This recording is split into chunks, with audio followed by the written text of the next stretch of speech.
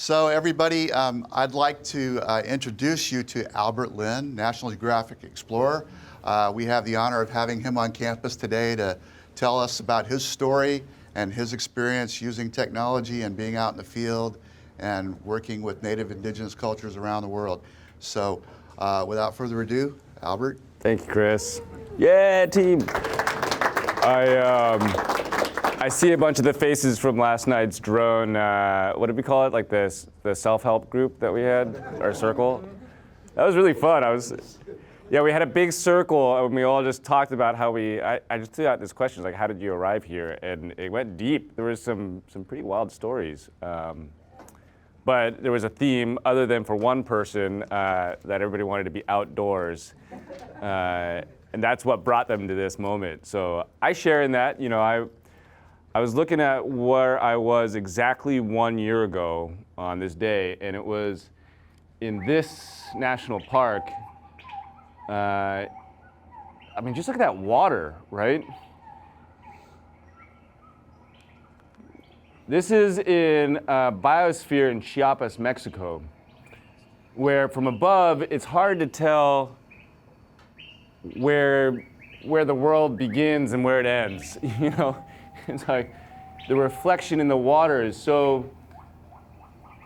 profound that you feel a sense, I don't know, of magic almost, And this is the same feeling that's been there for eternity, since the beginning, from the time where the Maya spent most of their origin story in areas like this, in the jungle. Where I think about the Maya a lot. I think about cultures a lot, and I think about the fact that they emerge out of ecosystems. They emerge out of forests or out of islands or out of mountains, and the part of us that gets extracted and put into those civilizations is a product of those environments, right? So that's one place where we think there might have been the origin story of the Maya, or one of the origin stories. And when I was there was a group of indigenous Maya, living Maya. That's Bor and Kin. Bor means smile, I think, and Kin means the sun. And these are Lakonan Maya, who are showing us their waterways, their world, and they would take us to these incredible places across this bioreserve, which for the most part has been fairly unexplored, other than by a handful of archaeologists. Joel Palka is one of them in particular. He's been a good friend over the years. But when you're canoeing across this lake,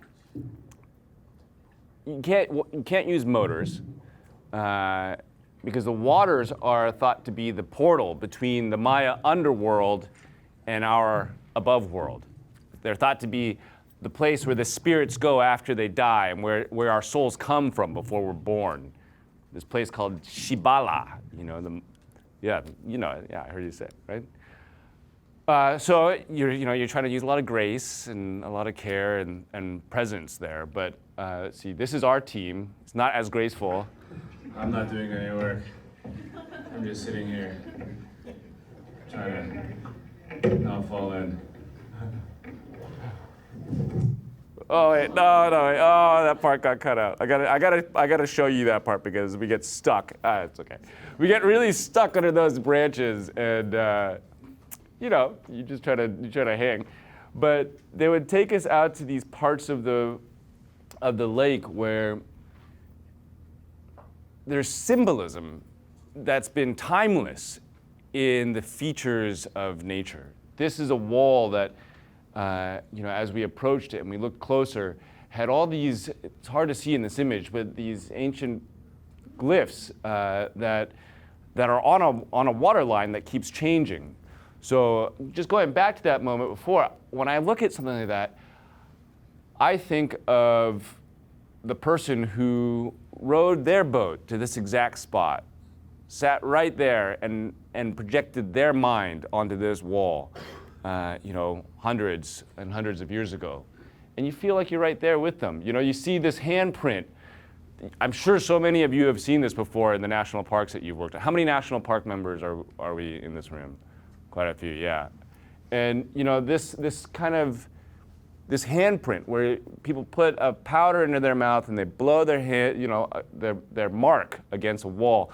This has been going on since the dawn of humanity, this exact style, all over the world. This is this thing that we do as humans. We say we're here, right? This is in a jungle in Chiapas, Mexico, but I saw the exact same handprint in Borneo in a cave where 40,000 years ago, some of the earliest surgeries were made. They just found this amputee who survived in a cave 40,000 years ago for 10 years after his leg was cut off.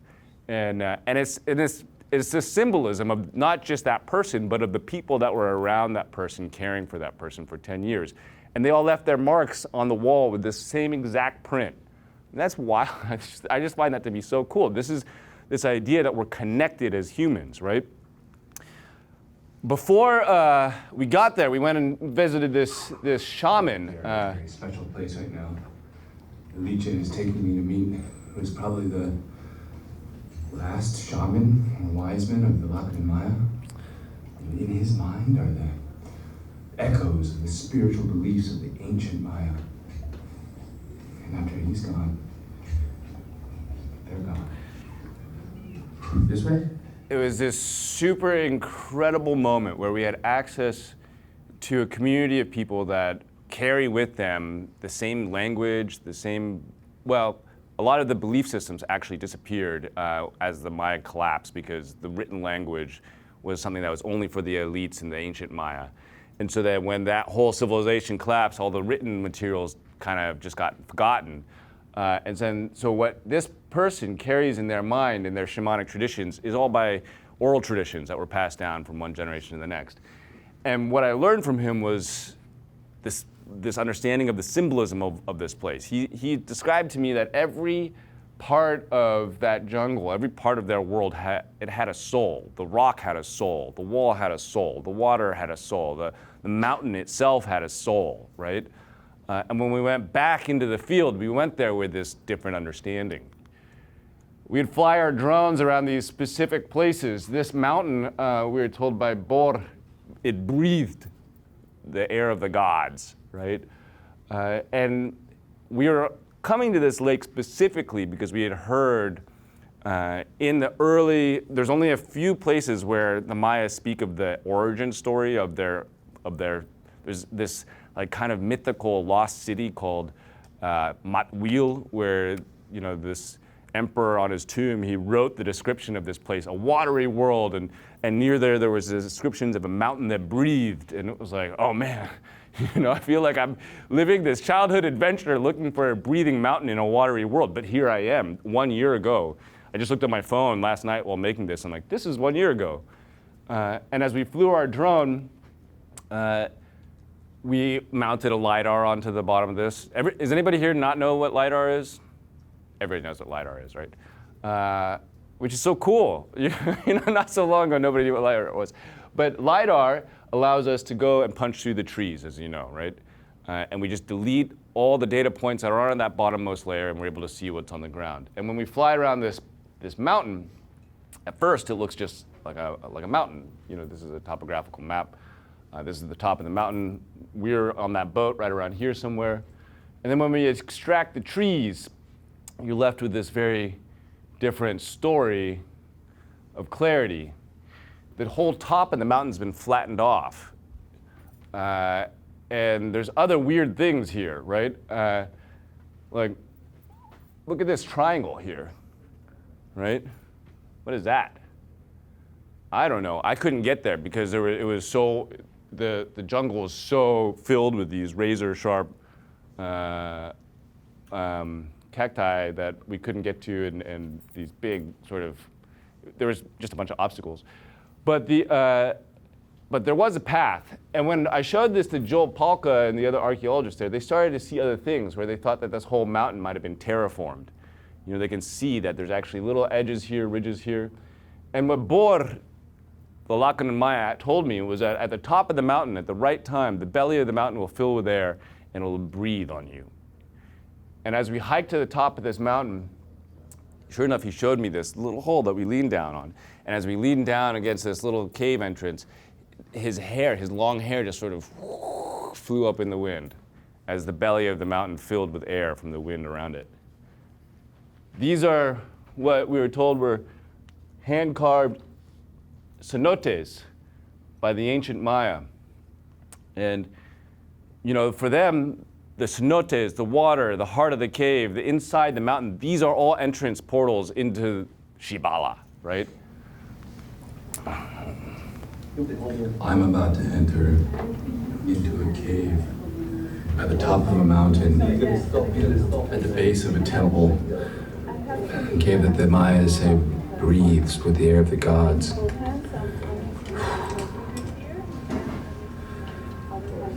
Wow, this is really happening. It's like, that happens to me all the time. Like, I'll say a line, I'll be like, oh my God, this is what's happening, I'm thinking about it, blah, blah, blah. And then it's sort of like, what? This is really actually happening. This is not a dream. This is actually going in. And as we enter into this mountain, there's all these different passageways, and sometimes you feel like you're an ant, you know, crawling through a maze. But as we went deeper and deeper,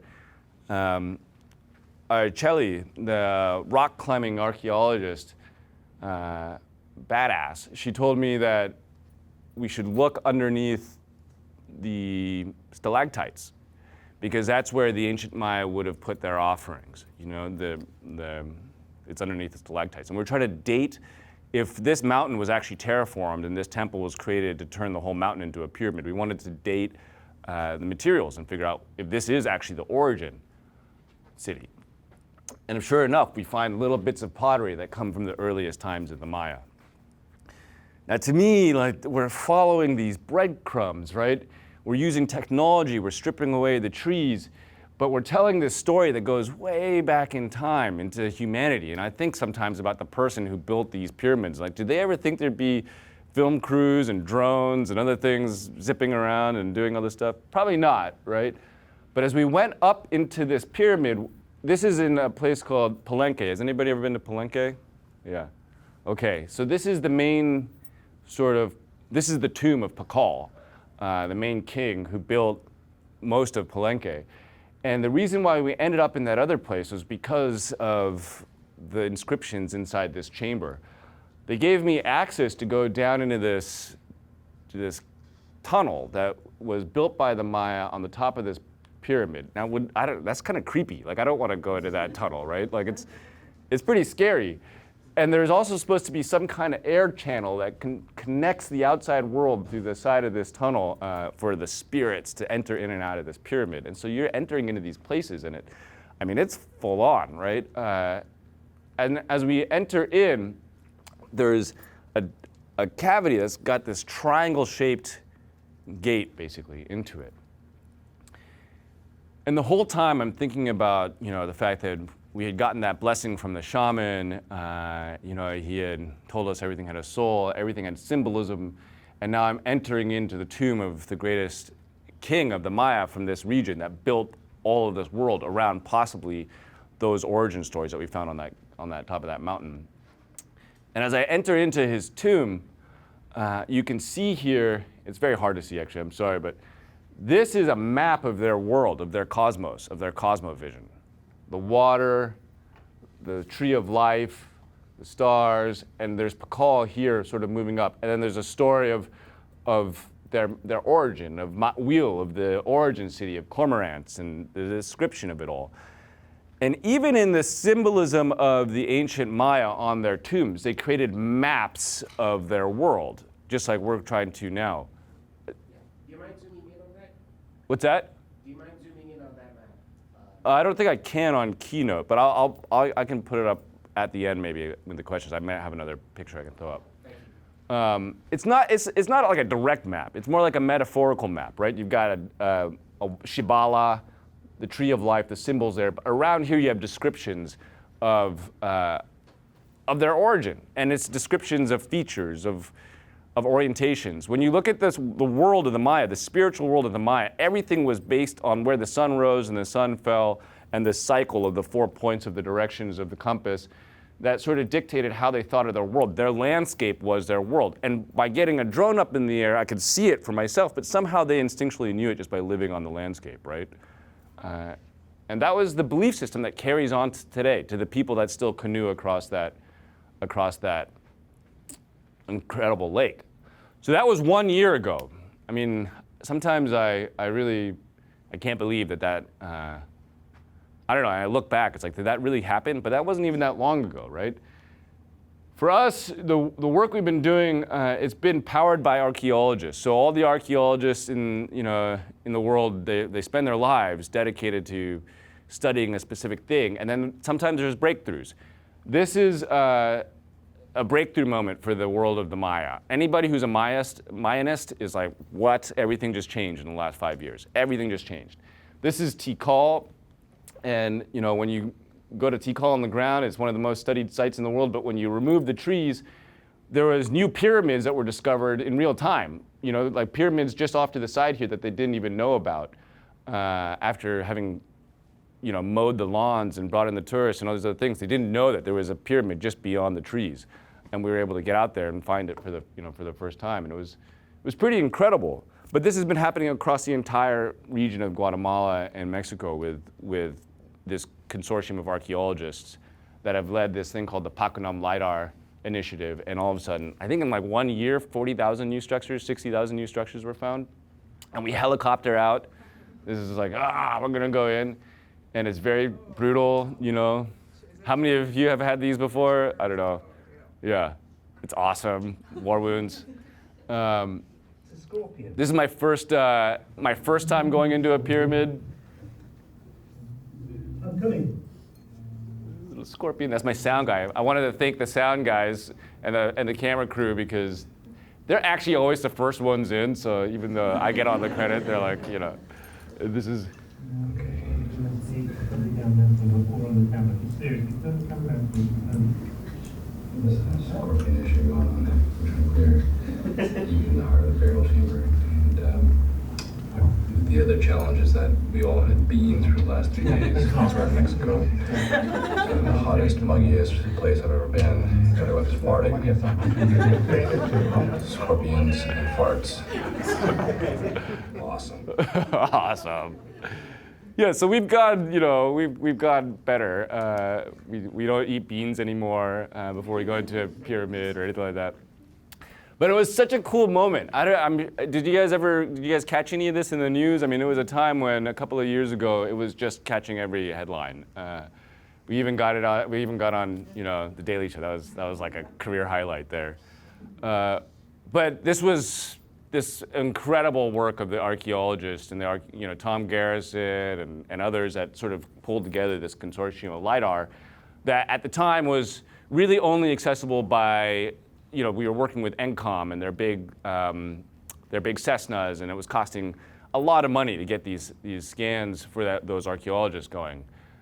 So what happened? I mean, what was the biggest shift? It was drones, right? Drones changed everything. And when you look at some of the other projects that I've been able to do, I don't even know what's coming up next here. Oh, yeah, we've been able to take the project, this concept, out to all different kinds of places in the world with drones.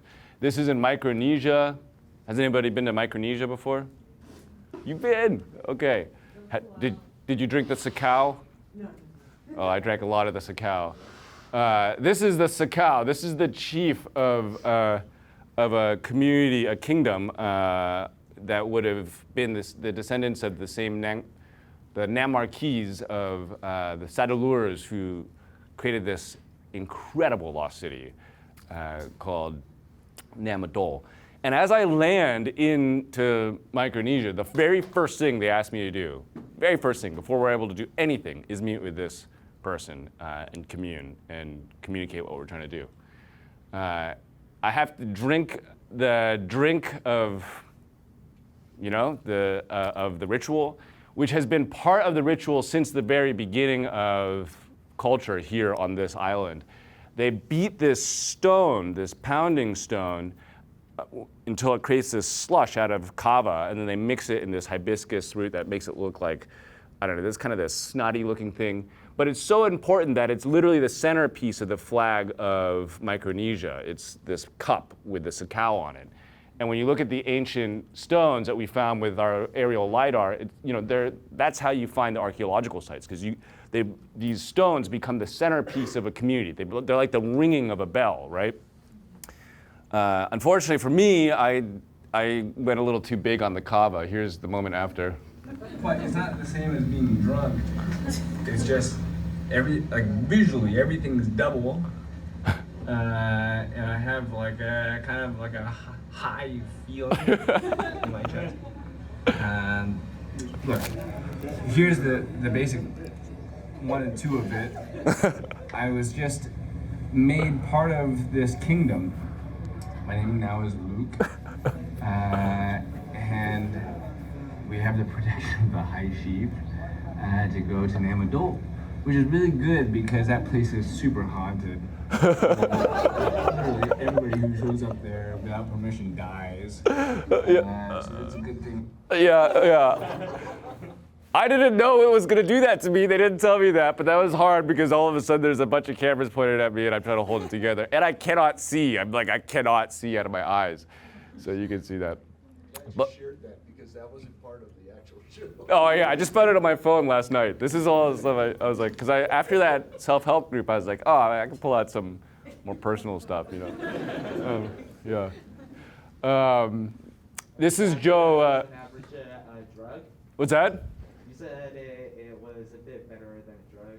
Well, no, it's a hallucinogenic drug. It's an entheogen that's used as a ritual.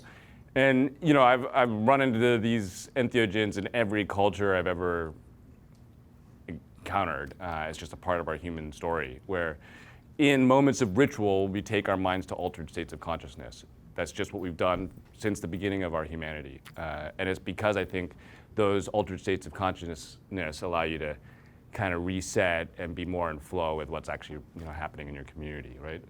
But for us, it was just to get the right to go to Namadol, we had to do this. I had to commune, and I had to show my intentions to the chief. I had to show not the technology, but just my vibe, my intentions. Like if you can look somebody in the eye and say that you're here for meaningful, honest intentions, that's what is really at stake with any culture, right? And then the team could enter, right? So this is Joe Steele from Visual Skies. Visual Skies is they're incredible. They're my team, basically. And they've been with me for years now.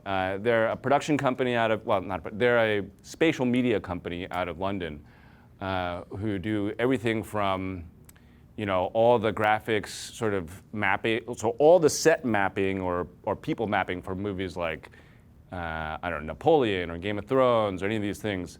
They fly out, they scan these worlds, and then they rebuild them in virtual reality. But they also have all these incredible tools that at a production level can go and scan the most remote places in the world. So here's Joe on a boat with his drone.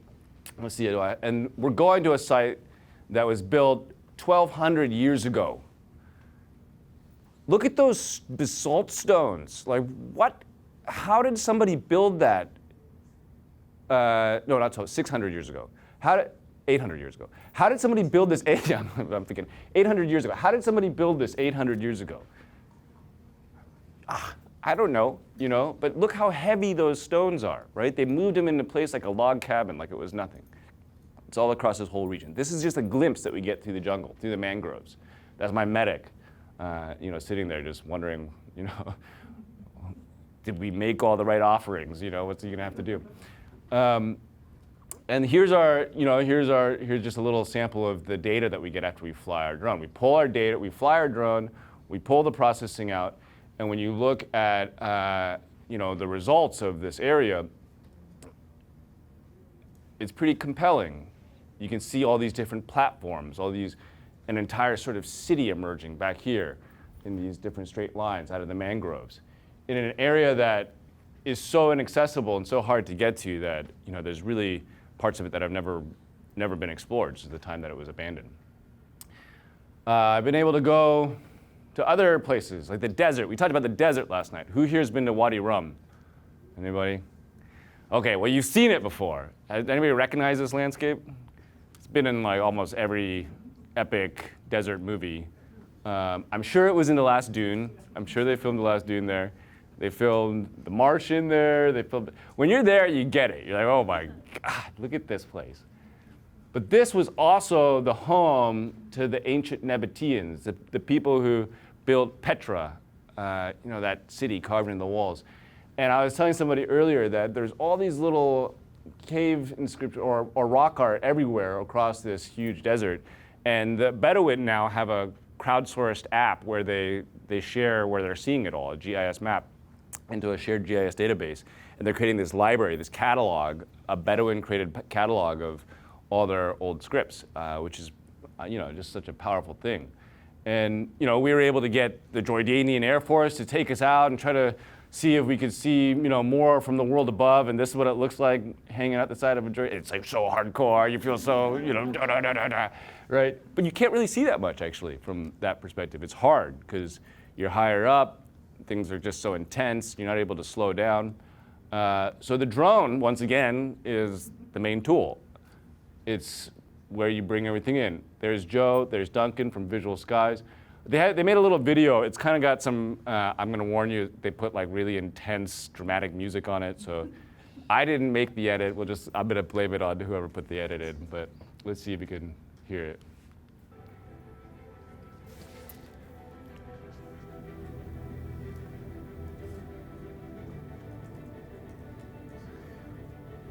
What we were looking for was evidence of how people survived in this desert before Petra was built, to try to understand how Petra even came together. And to get to these very remote places, we had to break all our gear down, we had to carry them up by mule pack, and get up to these places where it seems impossible to sustain life in the desert. But yet you find these remains from over 2,000 years ago of entire cities on top of mountains, and you're like, how did they do this? What was the water engineering that made this possible?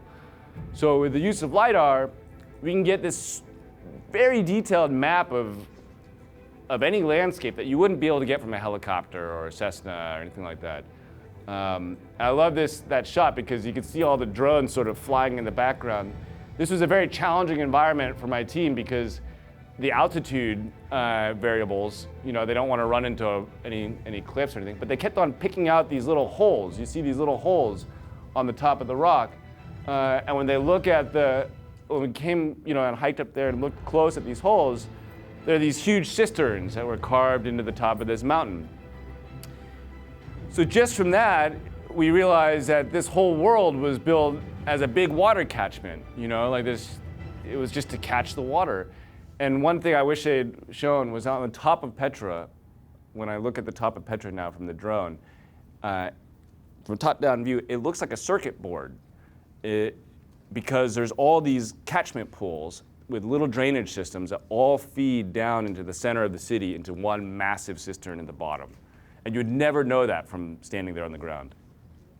I had also heard at one point that Egypt was kind of like the same thing.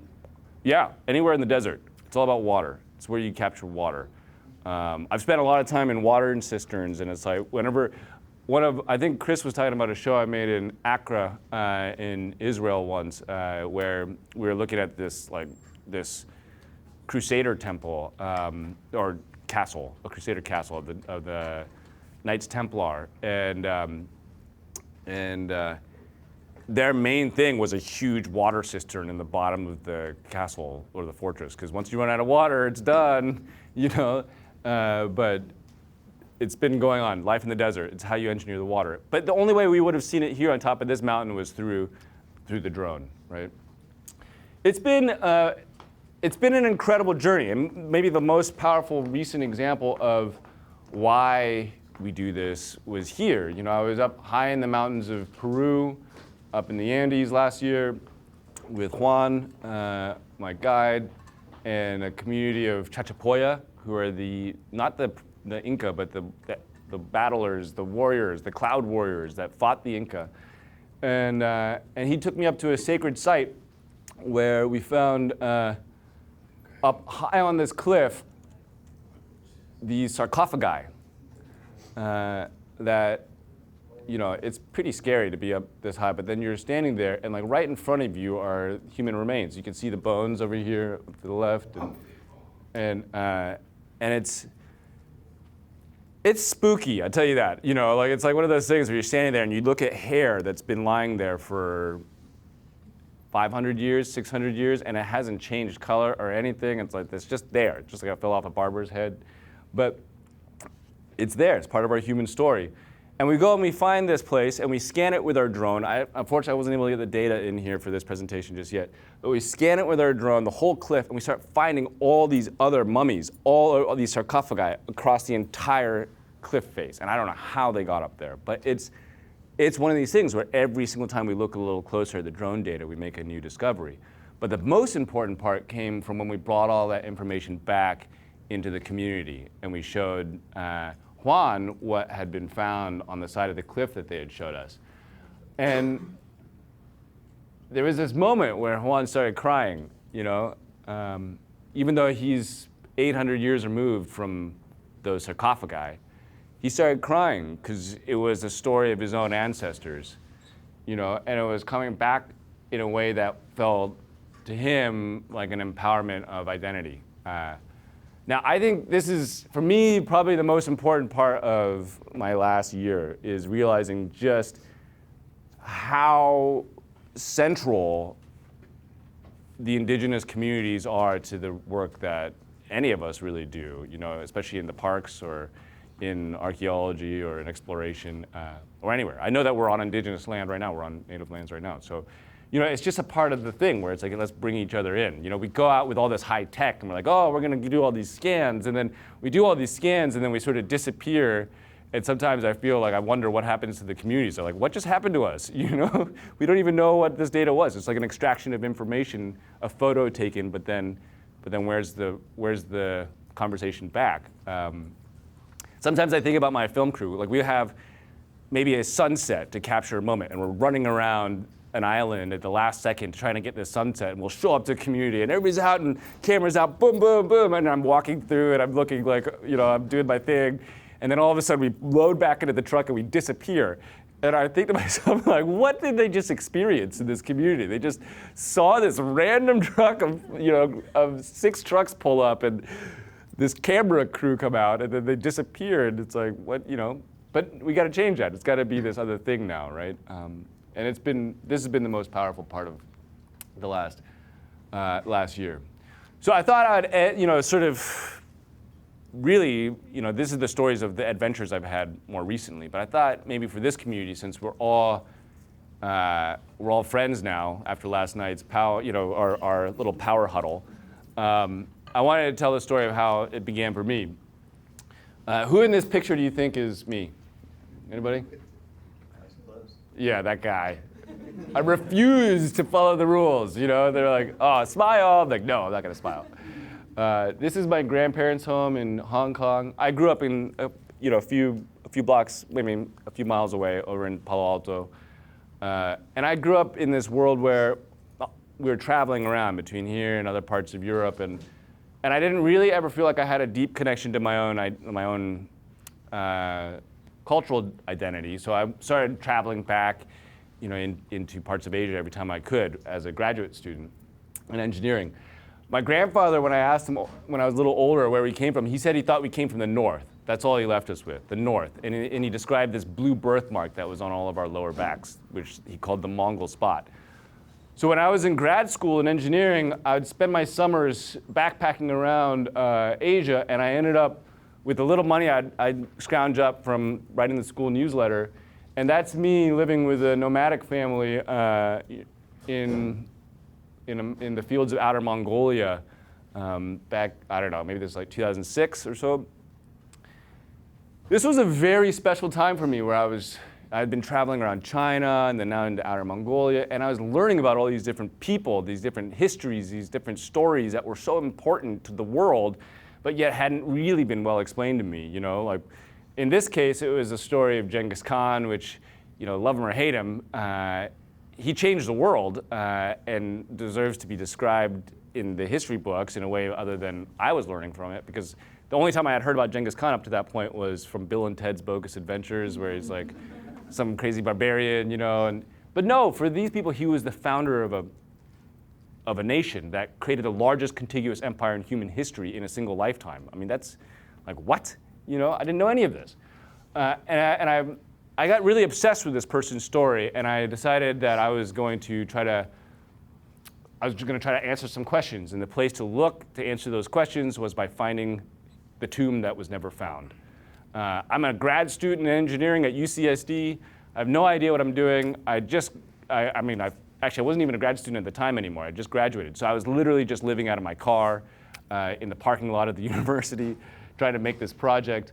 And the whole time, all I could think about was telling the story of Genghis Khan and finding a way to do it which was respectful. This is a picture I took many years later on top of a sacred mountain known as the Burkhan Khaldun. And we're overlooking an area that's been forbidden to go to for 800 years by decree of Genghis Khan alone. And so only the people who get to travel here are people of the tribe, the original tribe of the Mongols, but also the shaman who still worship this place.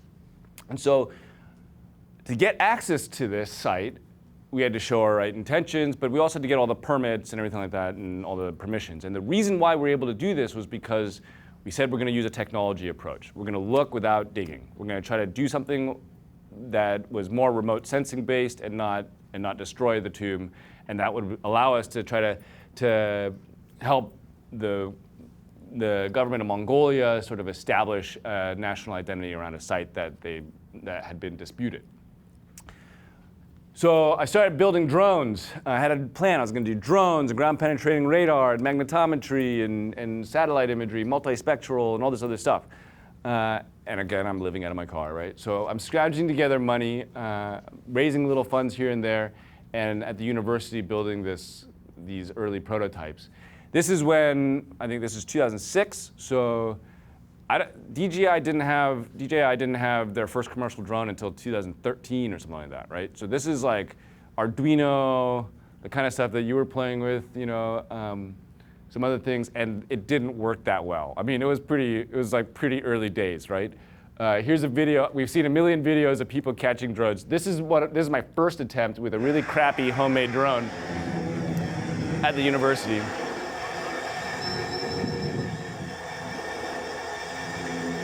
Is at UCSD, and you can see the moment I realize that I have no idea what's about to happen. That's the moment right there.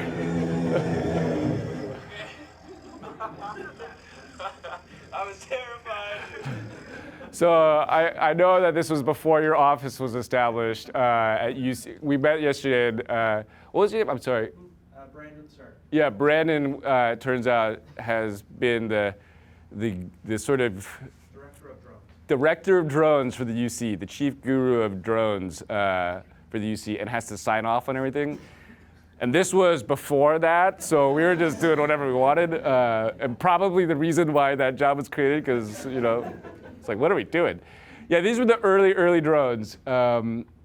The other thing that we're going to do is we're going to use GeoEye satellite imagery. Do you guys do much? I'm sure everybody here works with satellite imagery. And in the early days, I had this plan. I was living with this computer scientist that was doing, at that time, a bunch of game design. And we built this game to sift through all the satellite imagery by a large human network.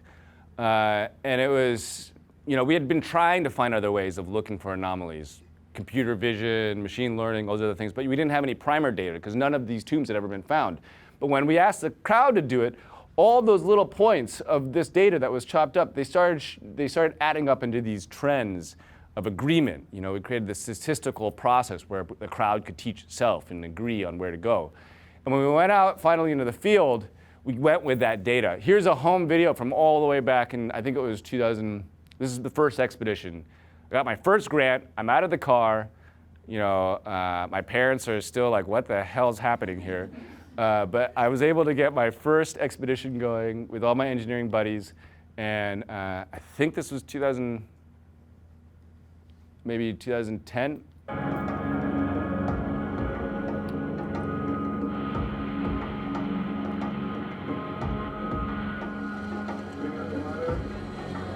We're coming up in a Russian minibus. Seems pretty vehicle. We're taking a lot of water on right now. We're taking water over. It's kind of smoky in here.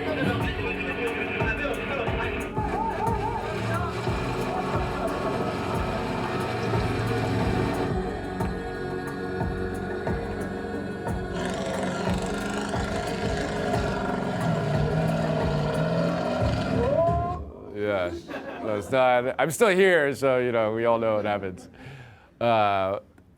But as we went out with that data, those little places of agreement where this is probably, 300 people randomly saw this image, didn't know what anybody else had said about the same image before, and they had all agreed in parallel that these were places that we should go. And this is what we found. We found this Bronze Age burial site. I get back to that moment where I'm like, that person 3,000 years ago died and was buried in a tomb on this landscape by those who loved this person. Did they ever imagine that there would be thousands of people staring at them from space saying that there's something important there? And that I'm still grappling with this. I just wonder what's going to happen 3,000 years from now, how our worlds are connected through time.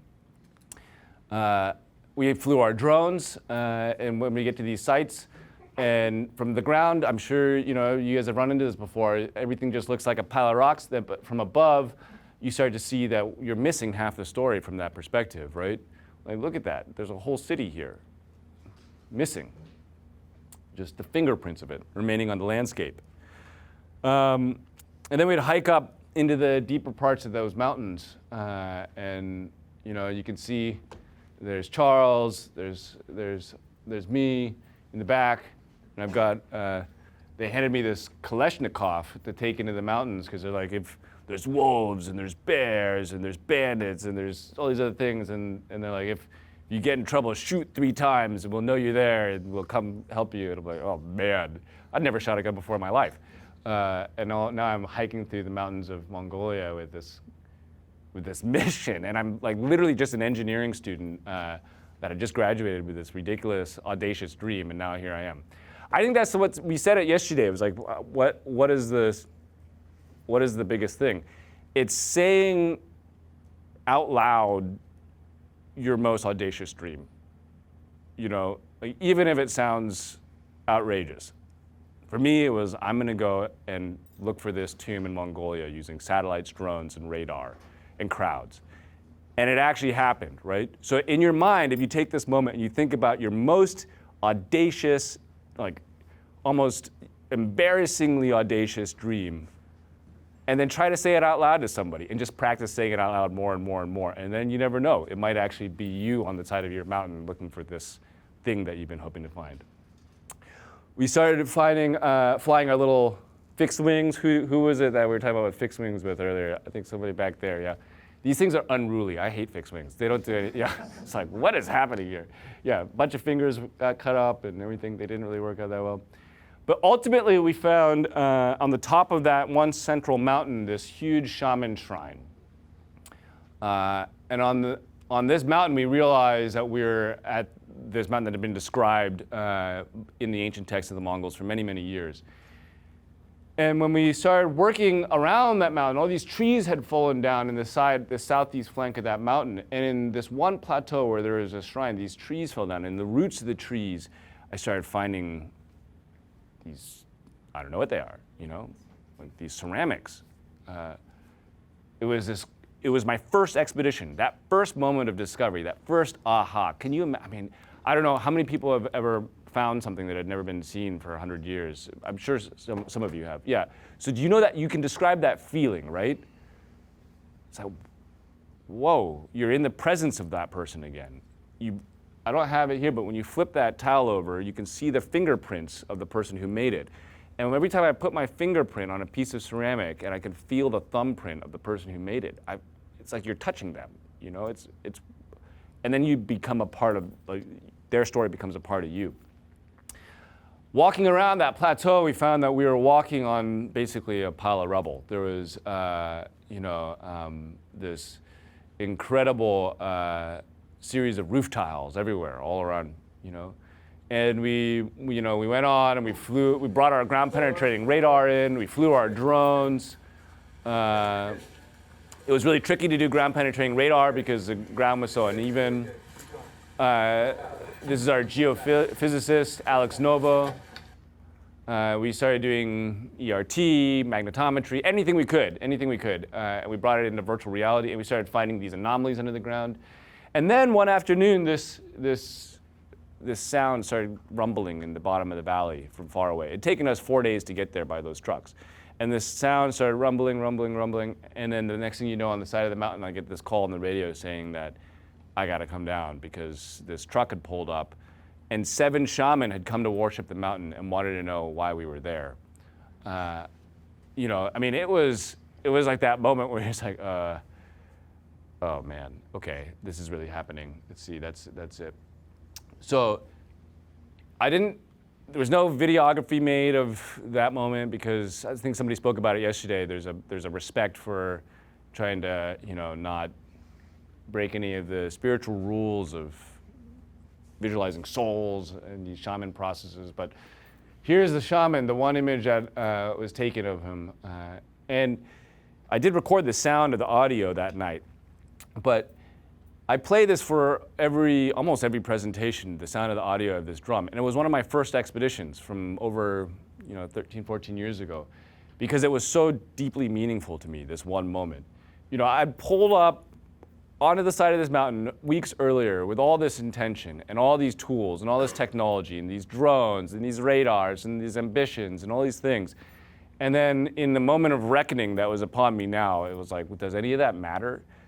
I remember in this gur right here, it was like just beyond the edge here was all these power cables, and my buddies had downloaded a bunch of HBO shows and they were watching it in the back over here, and like the drone was over here charging and the radar was somewhere over here and people were processing data, and it was, it was like I was living in a high-tech mesh. And as I walked out this door, it all just sort of vaporized, and all of a sudden I was back in this very primordial, human experience.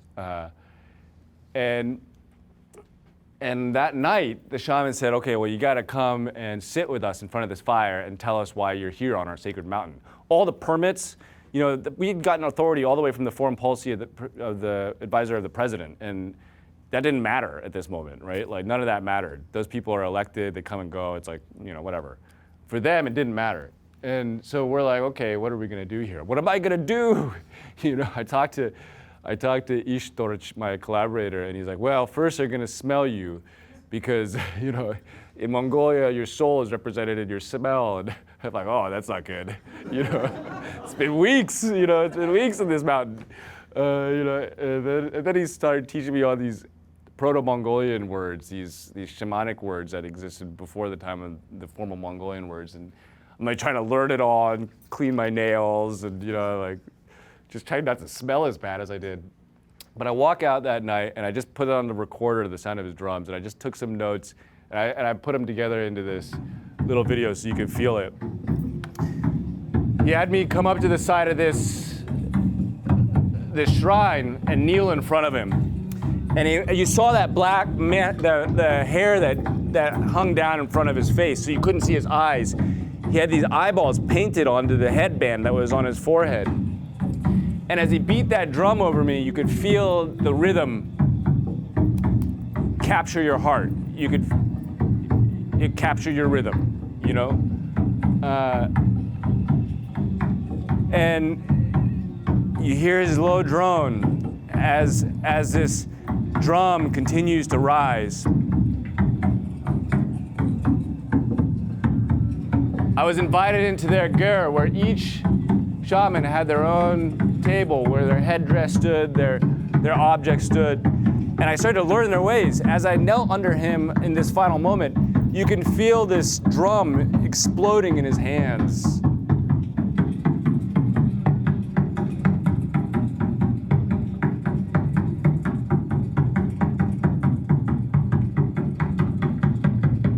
You can feel your heart in the same explosion, and then all of a sudden,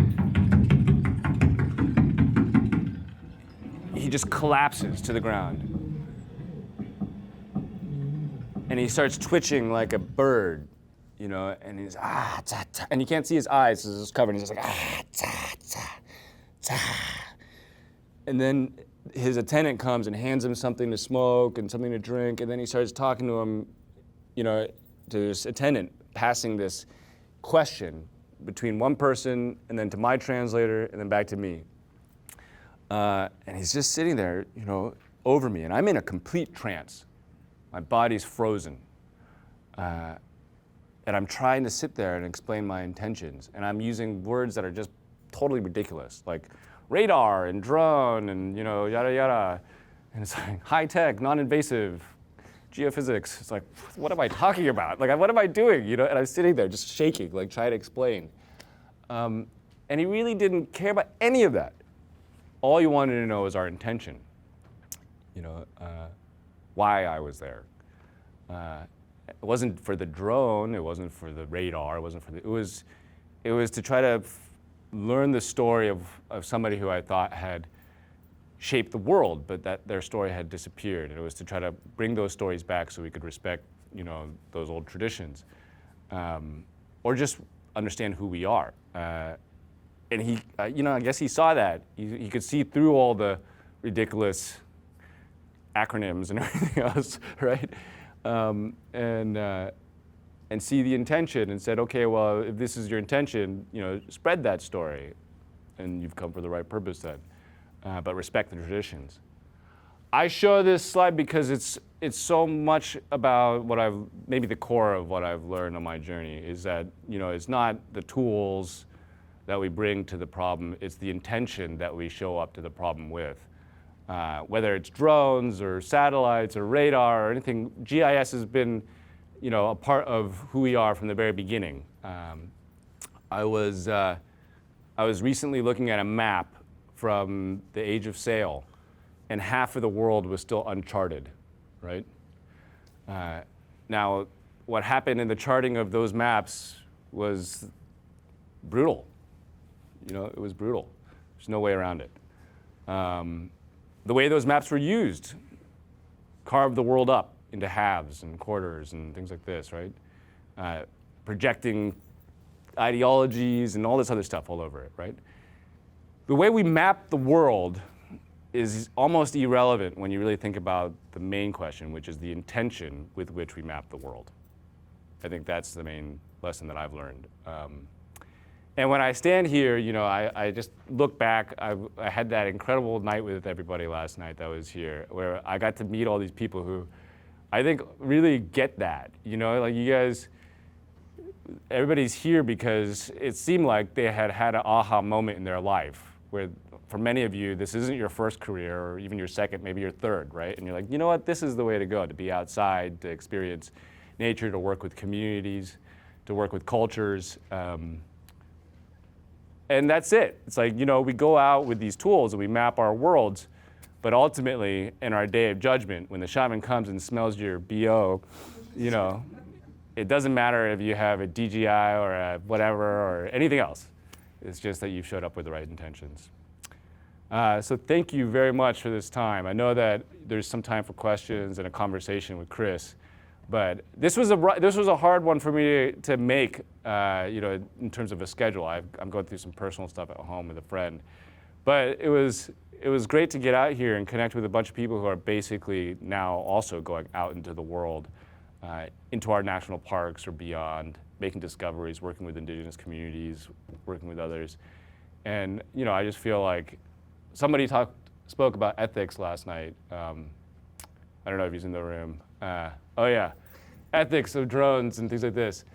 You know, I think it's just like ethics in general. You know, we're basically explorers. Like, we're the ones who go out into the world and reach into the world, right? So, just like, man, you know, it's nothing new. It's just the same process from the earliest explorers till now.